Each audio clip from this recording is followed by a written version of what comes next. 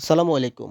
MS word ফাইলে একটি ছবি ইনসার্ট করে সেই ছবিকে বিভিন্ন আকৃতি বা শেপে আপনি কেটে ব্যবহার করতে পারবেন। আপনার প্রয়োজন অনুযায়ী শেপ ব্যবহার করে সেইগুলো ছবিকে আপনি ব্যবহার করতে পারেন। যেমন আমি বললাম ধরুন একটি বাড়িটি এইদিকে।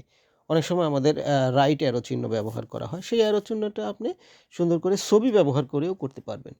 তো তার জন্য দেখুন একটি ছবি ইনসার্ট করবেন। ছবি ইনসার্ট করার পরে আপনি এই যে ক্রপ অপশন আছে সেই ক্রপ অপশনে ক্লিক করবেন। এই যে দেখুন আমি মাউস পয়েন্টার দিয়ে আপনাদের উপরে দেখিয়ে দিচ্ছি ক্রপ অপশন। সেই ক্রপ অপশনে ক্লিক করে ক্রপ টু শেপে আপনি ক্লিক করবেন। দেখুন অনেকগুলো শেপ রয়েছে। আপনি যেটাতে ক্লিক করবেন সেই অনুযায়ী এই ছবি দিয়ে সেই আকৃতি তৈরি হয়ে যাবে। তো এইভাবে আপনি খুব সহজেই একটি ছবি ব্যবহার করে বিভিন্ন আকৃতিতে তৈরি করে সেই ছবিটি আপনার প্রয়োজন অনুসারে ব্যবহার করতে পারবেন। এইরকম ভালো, ভালো ভিডিও পেতে আমাকে ফলো করুন।